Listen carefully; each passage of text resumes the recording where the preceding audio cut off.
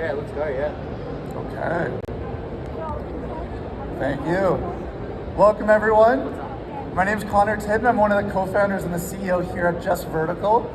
Really excited to be here with all of you today. What we're actually going to be focusing on is a little bit different than maybe what you're used to seeing on this stage, but it's about the advantages and the benefits of cooking with food that you've grown right in your own garden. So what we do at Just Vertical is we build these indoor gardens so that you can have your own produce all year long. So today we're going to be doing a kale salad, because one of the really cool things about kale that you grow hydroponically is that it's a lot less dense and fibrous than the stuff you would typically get at the grocery store. So kale's really become trendy over the past few years. And when I talk about it, it can be quite polarizing because a lot of people view kale as, a health food, not something that can actually be delicious, good, scrumptious. So one of the first things we're gonna do here today is actually prep the kale, massage it, and give you guys a flavor or a taste of what just really fresh, raw kale tastes like. So whenever you're prepping your kale, we always like to remove it directly from the stems. So you wanna get rid of these. For the sake of waste, we actually like to juice them at the office. So we'll take a bunch of these, juice it down to a green juice and do a shot. You get a good elixir there.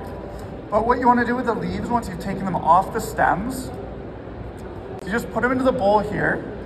Do as much or as little as you want. And what we're going to do once we've taken these off is we're actually going to go through and massage them and start to break them down. So by a show of hands, does anyone actually like kale out there? Okay, we got a few, 50-50. That's not too bad.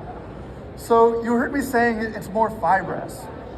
And the way it works is when kale's grown outside, like most plants, it actually absorbs everything in the soil. So what gives it that fibrous or almost bitter taste is the trace minerals, trace elements that are in the dirt. So it's going to be your minerals, things like iron that give it that bitter taste.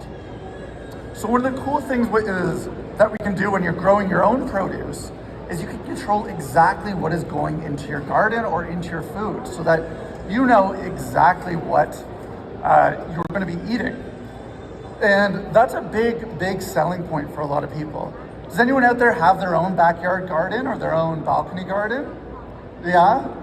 Do you grow any cool heirloom varieties, anything super unique in your garden?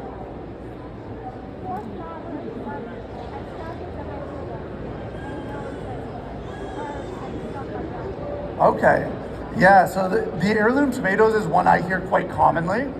So those are really cool because I don't know if anyone's ever seen an heirloom tomato. They've started to get very popular at grocery stores. Tomatoes aren't just red. They're black, they're purple, they come in all sorts of colors, shapes, and flavors. So most of what we get at the grocery store today are things that have been developed for a modern supply chain. And when I say that, I mean it's things that are okay to survive and sit on your shelf for 2, 4, even 6 weeks from the time they're harvested. Whereas when you're doing it yourself, you don't need to worry about that. So when we get into massaging the kale, there's 2 main elements to it that we're going to start with. The first is lemon juice. So lemons are amazing. If you've been to other shows with chefs love lemons, they love the acid there. And it's something that's really tends to be underutilized in most people's home kitchens. So what we want from our lemon is we want the acid from the juices here, and they're just going to help to start breaking down kind of the denseness of the kale. So, if you've had raw kale kind of right out of a salad, it can be a little chewy, almost a little unpleasant at times. But when you add this, you get the benefit of a little bit of flavor, a little bit of that acidic flavor, but it really is acting on the plant at a molecular level to make it more palatable for you. And then the second aspect of it is we're gonna want something that is gonna physically grind on it a little bit, and that's where we're gonna use just a little bit of salt here. So as always, never put your salt right in because you can't trust how much is gonna come out of these at any one time. So take it and give it a generous sprinkle here. Salt is one of those things, again, that in my experience, most people at home use far too little of. If you've ever been in a restaurant kitchen, you would be absolutely floored by the amount of salt, butter, cream that goes into things to make them taste so good. So now that you've got your salt in there, you're quite literally going to start working your kale over and massaging it just like this. And again, this is going to break it down for you and at the same time bring out all the natural flavors in there for you. So it's a little bit of work, good for your hands, but even better on the palate. And for you today, we've got just a basic starboard kale, but some of my favorites that I grow at home is I've got a dinosaur kale that grows to leaves nearly the size of my head, if you can believe it. They get absolutely massive and curled just along the edges. We also have a really cool blue kale. So it's called a Vates Blue Scotch Curled Kale. And like the name suggests, it's actually from Scotland. It was bred there. Kale is not, as far as I know, is not native to the Scottish Highlands, but some great gardeners up there kind of acclimatized and crossbred one variety of kale to grow really well up there. And this is again something that we talk about a lot, and that comes up. Yes. Where's Kale from? That is a great question that you can Google and give us all the answer to. I try and come prepared, but not that prepared, I guess. Does anyone know where Kale's from? No? I'm going to have to Google it. So it's one of those questions we actually get a lot about seeds. Because, I'm talking about blue Scotch kale, that's what they call a crossbred seed. In most people's mind, you think of seeds as either kind of organic or GMO, the big scary GMO that people talk about. Does anyone have any idea of how many different varieties of GMO plants there are out there that you'll find at the grocery store? Just shout out a guess. What do you think? 50? I heard of 50 whispered. It's actually far less than most people think about. There's only about 15 GMO varieties. It changes a little bit, but they tend to actually be your really, really significant crops. So those are your wheats, your soys, your corns, the cash crops that we grow a ton of here in Canada, as well as around the world. You see papaya, banana. What it actually means to be a GMO crop is that a gene was artificially inserted into the plant. So something that wasn't there was spliced in, as they say. So often what they'll do is they'll splice in something that's pesticide resistant. Whereas here at Just Vertical, we don't do any GMO crops.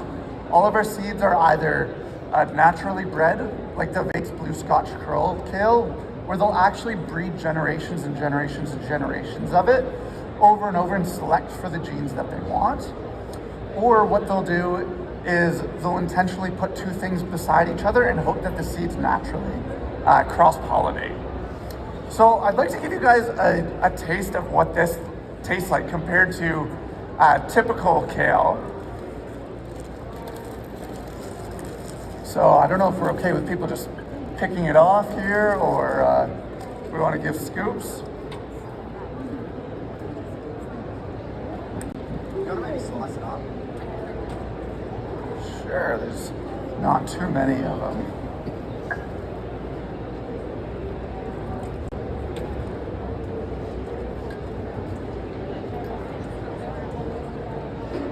Yeah. Got 6. So I'm going to warn you ahead of time, this is going to be very lemony. This forms the base of a lot of kale salads before everything else is mixed in. If you've ever wondered how they get rid of that chewiness, that bitterness in there, this is how. So before we mix things in at our restaurants as well, is we'll start with this and we'll look to layer. Okay, we've got the acid in here now, we've got the fibrous, we've got the salt. The next thing we look to add in here is the creaminess, right? How do you balance out that acid with some cream? And the way we're gonna do that today is with some guacamole. So we're gonna do each of these components individually, and then you'll see how they all come together in the end. So guacamole, is one of my favorites. It's super, super easy to do. I used to do this back in my prep chef days. I would do, upwards of 100 of these avocados for a single day. The easiest way I find to do it is you just slice around the pit. So you've got that pit there, holding it up. Make sure you have taken any stickers.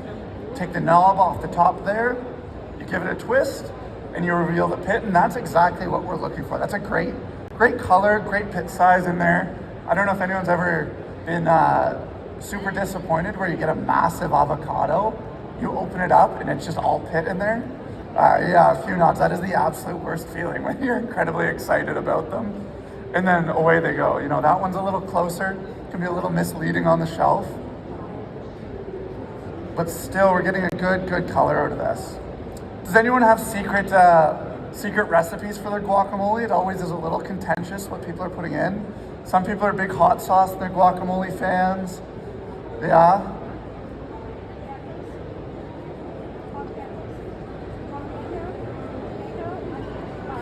Tomato, onion, garlic, yeah. And how do we feel in the audience about cilantro? Yeah, good. Okay, so we've got some no's back there, so some yeses here. So looks like we'll do both. I personally am a massive cilantro fan, and it is actually the inspiration for why I started Just Vertical. So I have an issue in that every time I would go and buy cilantro, it only comes in that one size. Everyone knows a bunch. Like I've got a good amount here with me today, but when you go to the grocery store, it's like, you might get that much there, right? Or even half that. Like for me, when I go and make tacos for myself and my partner, this is far too much to use at once. And what always ends up happening is I get through about half of it, put the other half in the fridge, and it goes bad like overnight. It's absolutely incredible how quickly that stuff goes off. So for us at Just Vertical is, how can we avoid that problem? And a big part of it is just, if it's growing right in your home, right in your house, you only need to pick off what you need for that meal. So you can completely avoid all that food waste. And it's, we talk about having to feed more people on a planet with the same amount of resources. But the reality of things is we already produce far more food than we need to feed everybody on the planet. The issue we have is not with production. We are incredibly good at growing food. It's with distribution and with waste. Depending on what kind of study you're looking at, food waste in Canada can be anywhere from 40 to 60% of all food grown, which is an absolutely shocking amount. We're talking tons and tons of food being thrown out each and every day. So it's one of the things, whether you're growing with a garden like ours or your backyard garden, you can cut down on that food waste significantly. So for me, once I've got my avocados pitted out like this, to get rid of the skins, I like to just roughly quarter them like this, and I find that the skins come off a lot easier.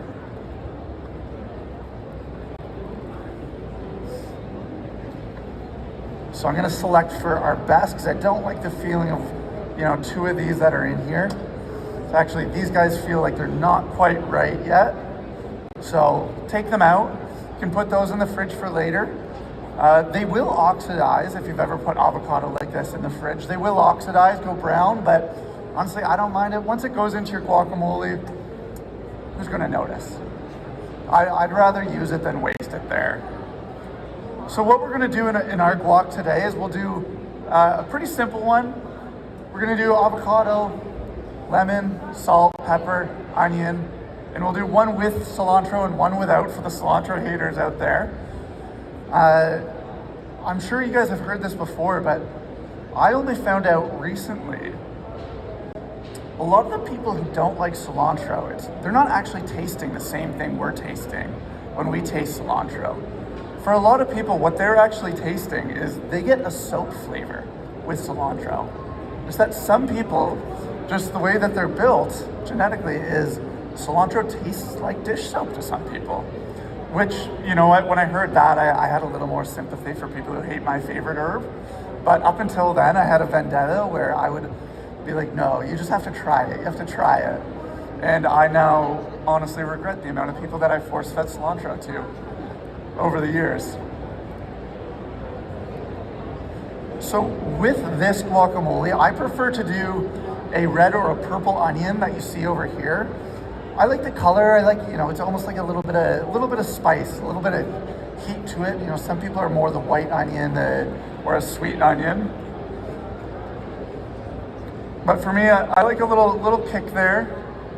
When I'm at home doing avocado toast, because I'm a millennial and that's where all my money goes to, is making my own avocado toast.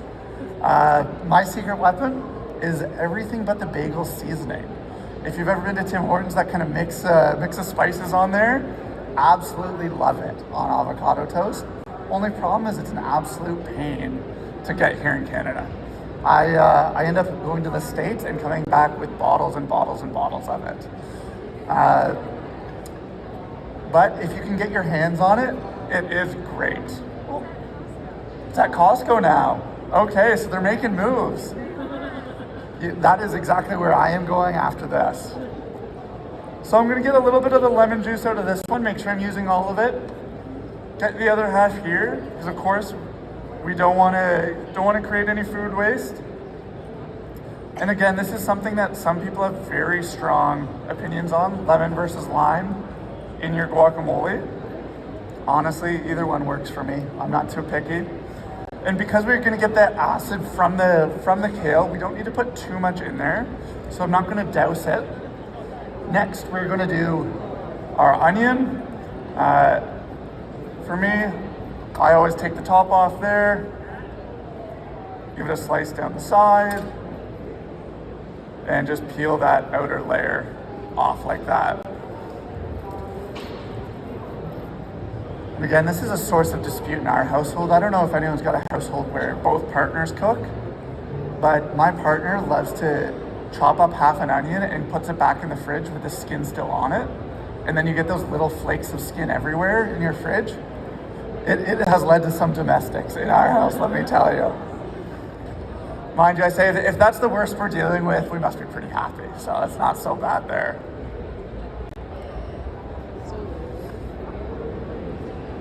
So for me, we're gonna go for a decently fine chop on this. Nothing too crazy here. So just like that, pull it out, and then you can just go across, and you're gonna get a nice fine dice that's gonna just go in there, but it's still gonna provide just a little bit of crunch for you. As you cook it and then finish off the side. Now, another very helpful thing when you're doing onions, because again, when I used to have to prep, buckets like this, is you don't want to end up crying, is if you leave the root side intact like we've done here, where you still got the root there, still there, you're gonna get far less irritation on your eyes. So if you're doing multiple, what we do is we do one half all at once, and then when you're left with just these, you buckle down and try and do them as quickly as possible. So I'm gonna take these, distribute some into each. Get rid of that big chunk there. And then next, our cilantro here. So again, just a kind of a rough chop right on it. I'm not too worried about stems, but you can see I just kind of went top down there. But now for the people that like cilantro, you seem pretty enthusiastic. How much cilantro is too much? Love it? About half as much as what we got here? Okay. Like that'll be okay for you? All right. So we'll move this guy over then. We'll keep him for later. And then next, we are going to just give it a light mash here. I've got a fork here. You can do this with a potato masher. I'm gonna do the non-cilantro one first so I can save on dishes without spreading the flavor. Now, of the folks out there who are big, on the avocado, on the guacamole at home, are you smooth avocado people or chunky? Chunky? What else are you, smooth? Okay, so I've I had a horror experience with smooth guacamole that I think turned me off of it forever. Is I was coming home one night. I may have been at the bar beforehand, at my mom's house, of course, because I love going home to my mom's house because she's always got a full fridge, much fuller than mine looks downtown. And I took out, if you've seen those little smooth avocado bowls, the little packets that you can get at the grocery store, I took one of those out. I thought it was a spinach dip, and I went and put that in the microwave and then got some nachos and started dunking it in there thinking I was getting spinach dip. Let me tell you, that did not taste like spinach dip, and ever since I have not been able to do the smooth guacamole.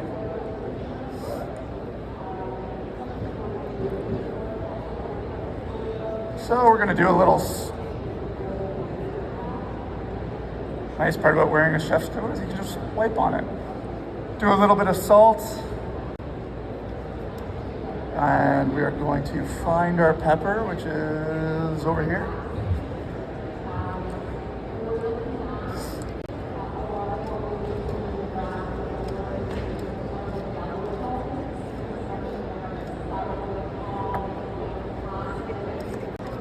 Give it a quick little mash, mix that in. And of course, always, you've got to give it a taste. If you've ever seen chefs in the kitchen, they're usually walking around with a spoon up here. A lot of times what you're gonna see them do, so that they don't need to keep going back to the dish pit getting more spoons, is they'll take a little bit like this, put it just on the back of their thumbs like that, so that they're not eating off the spoon. There you go. Okay, that one's good. We got some scoops for you. I did not make the Tostitos scoops. Unaffiliated, they get free branding today. I'm gonna take some of these, put them on the plate.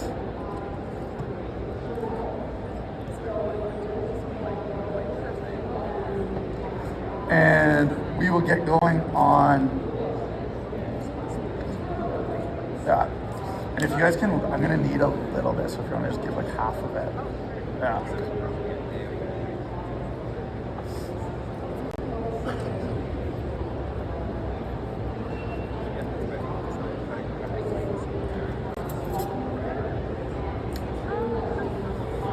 And that's the one without cilantro, so. Yeah, I know some tables want cilantro, some don't, so. We're gonna give them both, okay. I will take back whatever is not eaten.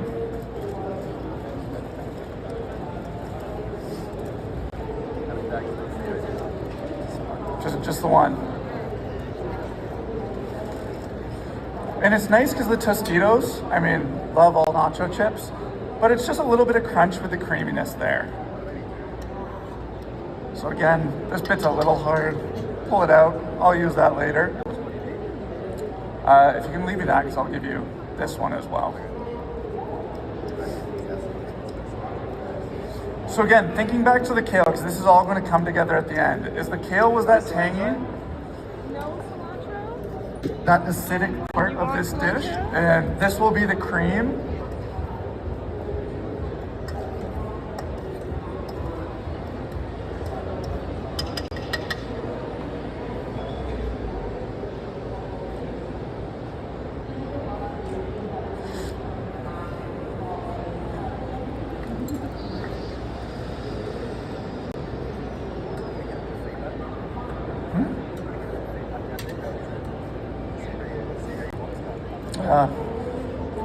How is it? It's okay? Can we taste the freshness?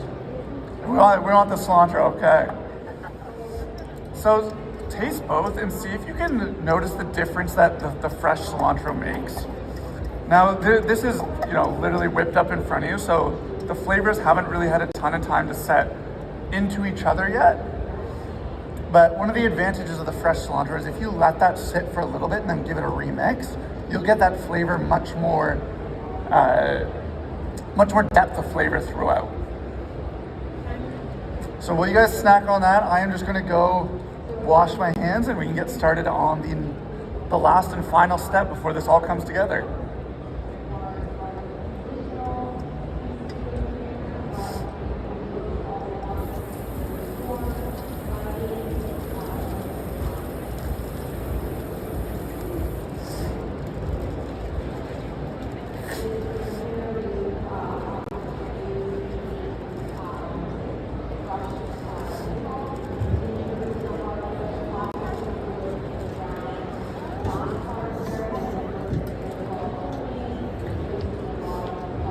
think? Does it get your approval, Chris? Oh, you didn't try it yet. This is the cilantro one. Do you want the cilantro one? We got one plate left. Who hasn't had one?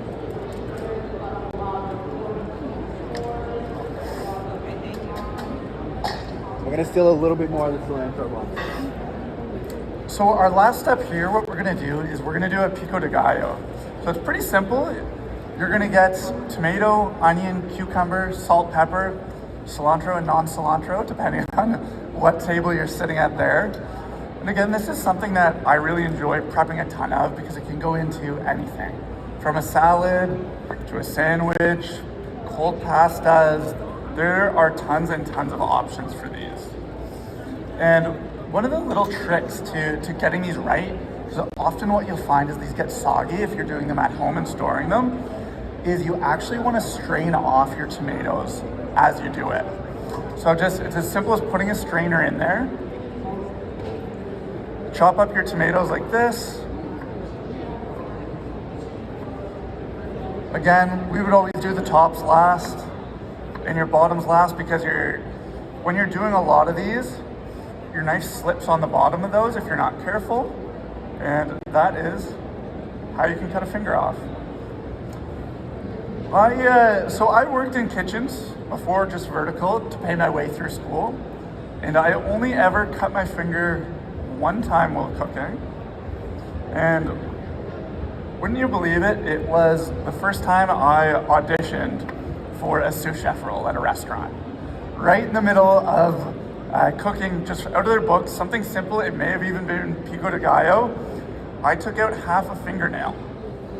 And one of the things you learn when you're working in a restaurant and you're kind of go, is that mistakes happen, but you really just gotta own up to them. So they said, okay, what do you want to do? Do you want to go home? Like, no, we can put a Band-Aid on, put a glove on, stop the bleeding and keep going. And I ended up getting the job. And in the end, one of the things the exec chef said, he said, you know what, it's because of that, because he kept on going through it. So with the tomatoes here, again, I'm not going to go too fine on these. I'm not too worried. So just like that, and then throw them in your strainer there so that you can get some of the juices off. Ideally, once they're in there, you'd let them sit for about 20 minutes. But for the sake of time today, we'll just go rather quick. And again, like we mentioned with the heirloom tomatoes, you get tons of different varieties that you can grow at home. Another thing people don't realize is that cherry tomatoes come in a ton of different varieties as well. And they come in a lot of different levels of sweetness, actually. So one of our favorites at Just Vertical is, it's called a super sweet cherry tomato or the sweet million variety. And those are great because they've just got tons of natural sugars and you get a bit more of a sweet tomato than you would normally. Now we're pretty fortunate here in Ontario. We've got a good greenhouse industry. We tend to get pretty fresh tomatoes year round. But I don't know if anyone's ever gone and gotten a not fresh tomato, especially in the dead of winter. Often they look good, like they look red, but you bite into them and they just have an absolutely flat flavor. And often the reason why is tomatoes are one of those things that when we do them, or when we grow them for mass consumption, often they'll be picked before they're ripe, when they're still green. So the sugars in the tomato haven't had enough time to completely come out and almost ferment, if you will. So what they do is they pick them when they're green, and actually when they're ready for market, they'll artificially ripen the tomatoes. Now this is often talked about, in a negative way because it does suck for flavor, but it's just the way the modern food system is built. If they were to pick them when they were ripe, they would end up going off. You would end up losing a ton of them. So it's kind of one of those things, it's the nature of how our food system has been built, but it doesn't need to be that way. When you can grow your own food, you can grow your own produce, no matter where you live. So for me, like I mentioned, living downtown, that was always a challenge because obviously no backyard garden. And I don't know if anyone's tried to get a community plot garden in Toronto recently, Waiting list can be a year, 2 years, 3 years, depending on where you are. But we like to say, you know, it used to be a sci-fi concept that you'd be growing your own food on the 30th floor condo building right in the city, but that really isn't a sci-fi concept anymore. It's something that can be done, and it can be done in a way that, quite frankly, I think looks good. Might be a little biased because I designed it. But what we really want to do is we want to say, you know, we're not only changing the food system, but we're doing it in a way that people can be proud of. You know, you can be proud to be telling your friends about how you grew that super sweet tomato right there in your garden and you're happy to show it off. So I encourage you today, you know, even if you're like, I would never buy an indoor garden, take a picture of it, show it to a friend. Most people just aren't aware that things like this exist. And that's really the purpose of why we're here today, is just spread the word and say, you know what, you have options when it comes to growing your own food, when it comes to what you eat, and how you consume it, and how much you waste. So with my pico de gallo, I'm a tomato heavy person. I again prefer more tomatoes to cucumbers and onions. So I usually go kind of a 3-2-1 in terms of tomato to cucumber to onion, especially because with what we're doing, you've got onions in your guac already. So you can see even with this little bit we've done there and with a few minutes it was sitting, is you do get that tomato juice there that sits in it. I don't know if anyone's ever gotten those fruit platters. Seem to show up at parties from the grocery store, and that everything bleeds into each other. The melon tastes like cantaloupe, the cantaloupe tastes like watermelon, and everyone goes for the grapes because they're in the middle and they taste like themselves. This is one of the ways that you can avoid that, is again, you don't want everything in the pico de gallo to taste like tomatoes. Drain off some of the juices and it'll help. So again, we're gonna hit it with a little bit of lemon juice here.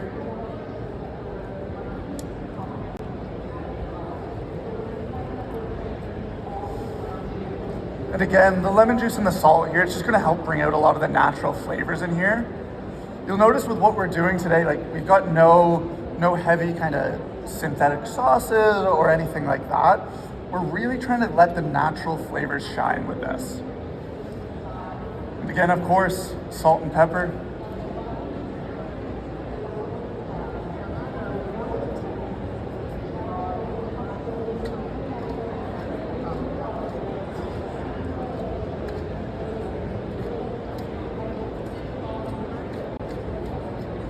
And we'll give that a good mix up.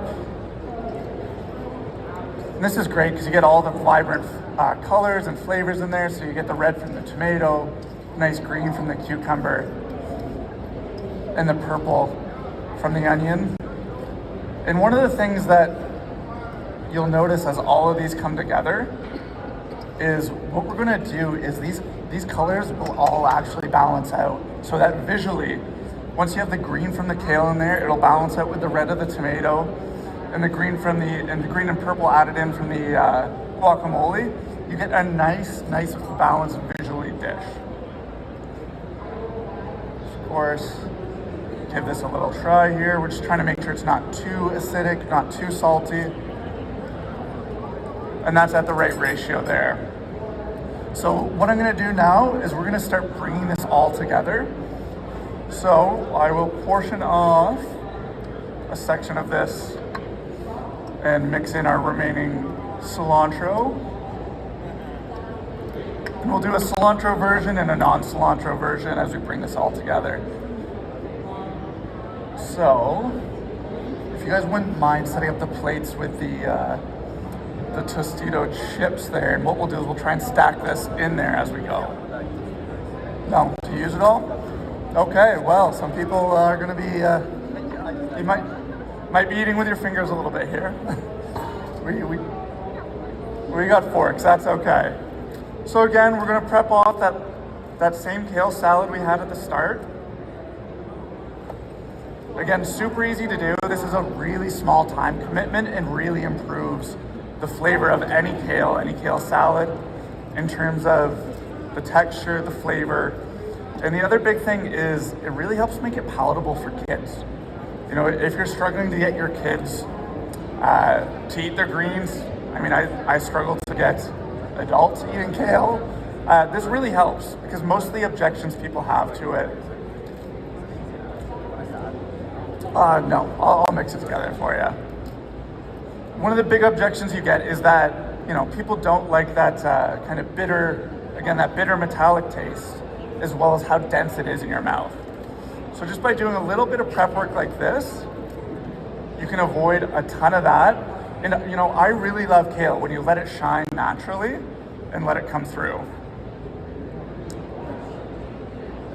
So let's cut open our last lemon here.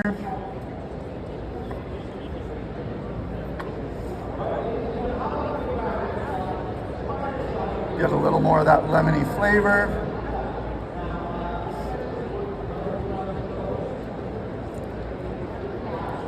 Perfect.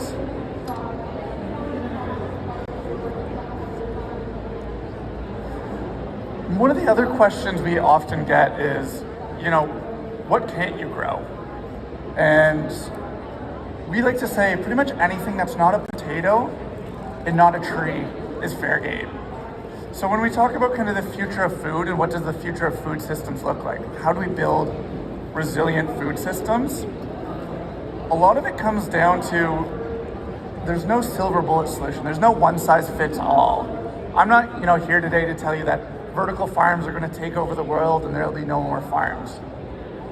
That'll quite simply never happen for certain things like wheat or corn or soy that just take up so much land when you grow them, that to grow them, no matter how efficiently you do it indoors or vertically, that will just never change. That being said, I worked in the prairies for a little bit on conventional farming. In terms of acres, does anyone know what the average farm size in Alberta is these days or across the prairies?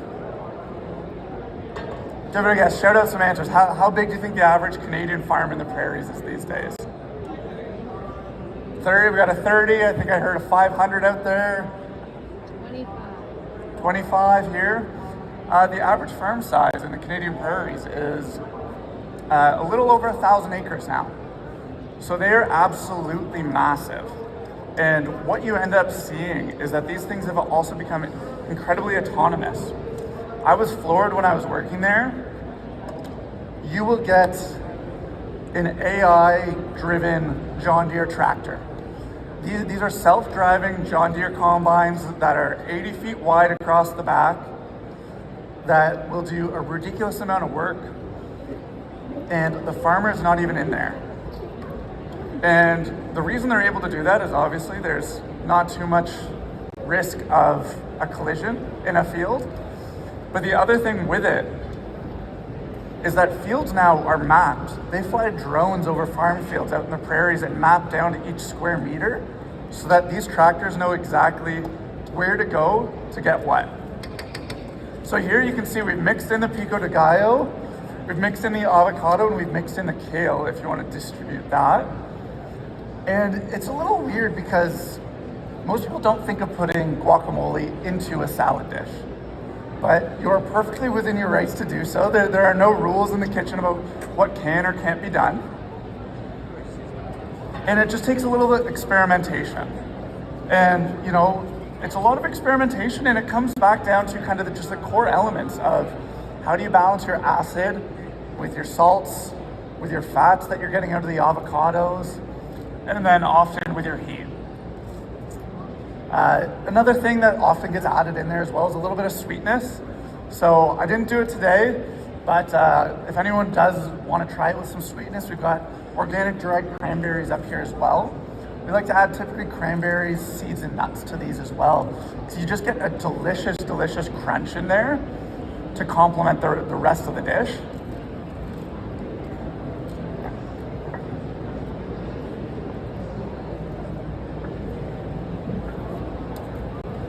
And if you have any questions about, how you can get started growing your own food, whether it's, with an indoor garden like ours, outdoors, or just building something yourself, we're happy to help. At the end of the day, our mission at Just Vertical and our vision is that every day, or at the end of the day, everybody will be growing at least a little bit of their own food somehow.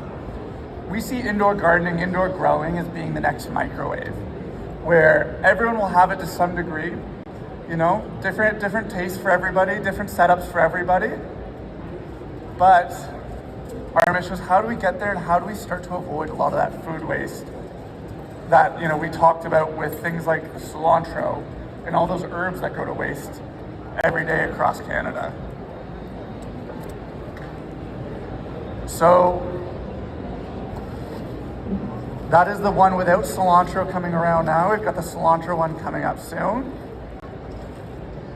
So when you're massaging your kale, how you know it's done is, if you look at this leaf, it's still kind of got that white pattern to it, whereas when you massage it, it really gets a lot darker in there, and that's what you want to look for. That's the indication that you're breaking down those fibers properly and you're getting it into a good place.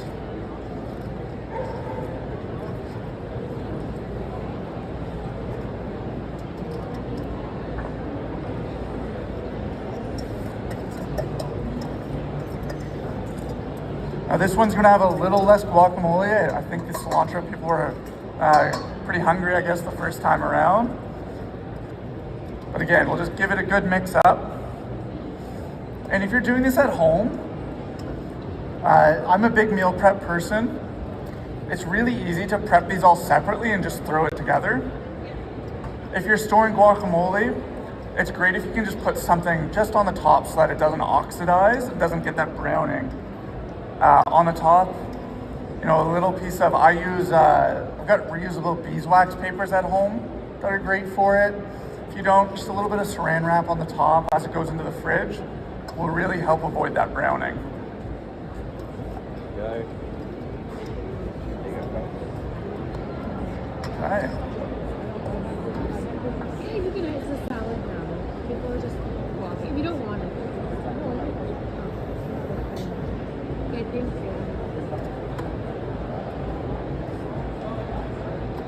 Now the other day we were doing a workshop on Monday with kids, getting them to grow their own little seedlings in their own little trays.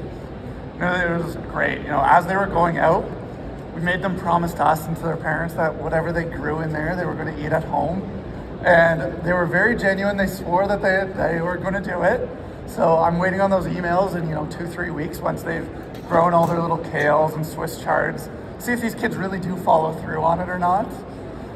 But that's the joy of growing with this stuff at home. We do a lot of workshops at schools and with kids as well, because it's amazing when you go out there and you talk to them and you ask them, where does food come from? It's far too often they say, well, it comes from the grocery store. And that's it. They think it magically appears on the shelf.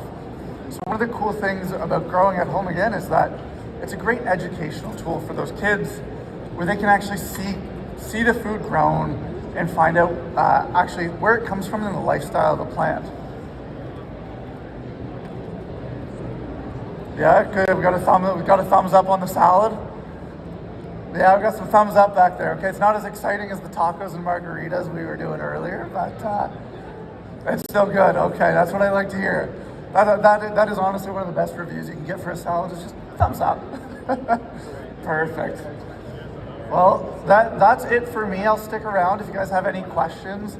Happy to answer it. We'll dole out as much as we have left here. But I appreciate all your time, and if you're curious to see more of our indoor gardens, come by our booth. We're in aisle 25 over there. We've got little ones, big ones, and all sorts of cool things growing. So enjoy the rest of your day, and we'll see you around.